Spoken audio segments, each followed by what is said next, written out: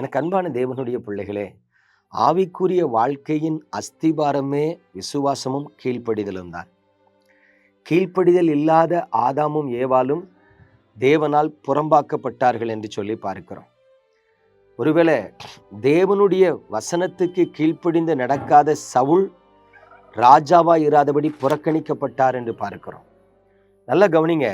அப்போ ஆவிக்குரிய வாழ்க்கையில விசுவாசம் எந்த அளவுக்கு முக்கியமோ, ஜெபம் எந்த அளவுக்கு முக்கியமோ, வேத வசனத்தை வாசித்து தியானிக்கிறது எவ்வளவு முக்கியமோ அதே போல முக்கியமானதுதான் கீழ்ப்படிதல். இன்றைக்கு கர்த்தரை பின்பற்றுகிற தேவ பிள்ளைகளின் வாழ்க்கையில கீழ்ப்படிதல் காணப்படுகிறதா என்பதை கவனிச்சு பாருங்க. வசனம் சொல்லுது, நீங்க வேதத்துல ரோமருக்கு எழுதின நிருபம் 16ஆம் அதிகாரம் 19ஆம் வசனம் சொல்லுகிறது, உங்கள் கீழ்ப்படிதல் யாவருக்கும் தெரிய வந்திருக்கிறது, ஆகையால் உங்களை குறித்து சந்தோஷப்படுகிறேன். நல்ல கவனிங்க. உங்க கீழ்ப்படிதல் எல்லாருக்கும் தெரிய வர வேண்டும் என்று வேதம் சொல்லுது. இந்த நாட்களில் உள்ள வாலிப பிள்ளைகள், நீங்க அவங்ககிட்ட ஆண்டவருடைய அன்பை குறித்து, விசுவாச வாழ்க்கை குறித்து பேசி பாருங்க. அவங்க சொல்லுவாங்க, அங்கிள் நீங்க சொல்றதெல்லாம் நான் கேட்க விரும்பல, என் இருதயம் ஆண்டவருக்கு தெரியும். நான் 7 மணி வரைக்கும் தூங்குவேன், 8 மணிக்கு எழும்பி 5 நிமிஷம் ஜெபம் பண்ணிட்டு போயிடுவேன், போதும். 5 நிமிஷம் ஜெபம் பண்ணா போதும், ஆண்டவர் பார்த்துக்கிடுவார் அப்படிம்பாங்க. நம்மளை விட பயங்கரமான விசுவாசி மாதிரி பேசுவான். அப்போ நம்ம அவங்களுக்கு சொல்லணும், தம்பிங்க வாங்க, நீங்க 7 மணி வரைக்கும் தூங்கக்கூடாது. நீங்க நைட்டு 1 மணி வரைக்கும் வேலை பார்த்தாலும் காலையில ஒரு 5 மணிக்கு 6 மணிக்காவது எழும்பி ஒரு அரை மணி நேரம் ஜெபம் பண்ணிட்டு அதுக்கு பிறகு கூட கொஞ்சம் படுத்து ரெஸ்ட் எடுங்க. ஏன்னா அதிகாலமே தேடுகிறவன் கர்த்தரை கண்டடைகிறான். இன்னைக்கு உலகத்துல யோசித்து பாருங்க, ஒரு டூர் போனா விடிய விடிய தூங்காம இருக்கும். ராத்திரி ஃபுல்லா புளியோதரை கட்டுறது, முட்டையை அவிக்கிறது, பிரியாணி போடுறதுன்னு உளுந்தடிச்சு வேலை செய்யறோம். உலக பிரகாரமான எந்த காரியத்துக்கானாலும் அதிகாலமே எழும்பி ஓடிடுறோம். சாக்கு போக்கு சொல்றது இல்லை. ஆனா ஆவிக்குரிய காரியத்துக்கு மட்டும் சாக்கு போக்கு சொல்றோம். இது எவ்வளவு மதியீனமான காரியங்கிறத பாருங்க. அப்ப தேவனுடைய பிள்ளைகளாகி நீங்களும் நானும் முதல்ல கீழ்ப்படிதல் உள்ளவர்களா இருக்கணும். பெற்றோருக்கு கீழ்ப்படியணும், ஆசிரியருக்கு கீழ்ப்படியணும், வசனத்துக்கு கீழ்ப்படியணும்.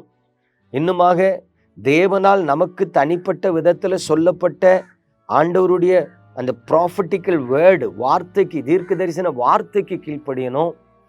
அப்படி ஒரு கீழ்ப்படிதல் உள்ள ஆவி யாரிடத்துல இருக்குதோ, கீழ்ப்படிதல் உள்ள அனுபவங்கள் யாரிடத்துல இருக்கிறதோ அவங்களிடத்துல கர்த்தர் பிரியமா இருக்கிறார்.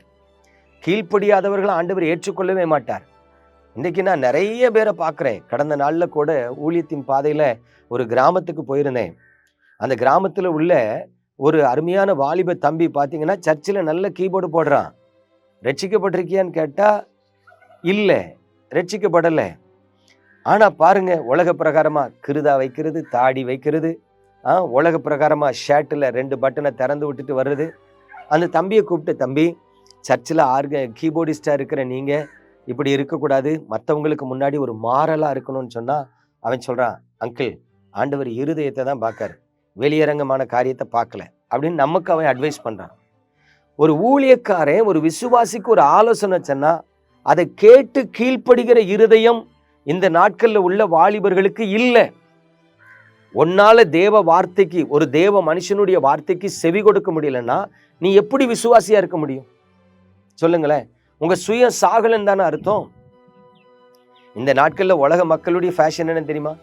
ஆம்பளை ஆட்கள் எல்லாம் தாடி வளர்க்கணும், பொம்பளை ஆட்கள் எல்லாம் நல்ல லிப்ஸ்டிக் போட்டு அப்படியே ஸ்ட்ரைட்னிங், முடிய ஸ்ட்ரைட்னிங் பண்ணணும். இது உலகத்தின் ஆவி. உலகத்தான் அப்படி இருக்கான்னா தேவ பிள்ளைகளும் அப்படிதான் இருக்கிறாங்க. கவனிச்சு பாருங்க. கரண்டைக்கு மேலதான் பேண்ட் போடுறான், அது உலகத்தான். தேவ பிள்ளைகளும் கரண்டைக்கு மேலதான் பேண்ட் போடுறான். அப்போ உங்களுக்கும் உலகத்தானுக்கு என்ன வித்தியாசம் இருக்கு? இதை நம்ம சொன்னா ஏற்றுக்கொள்ளுகிற இருதயம் இல்லை. அப்போ நம்ம சொல்றோம், தம்பி நீங்க இன்னும் குணப்படலை, நீங்க இன்னும் மனம் திரும்பல அப்படின்னு சொன்னா கோபப்படுறாங்க.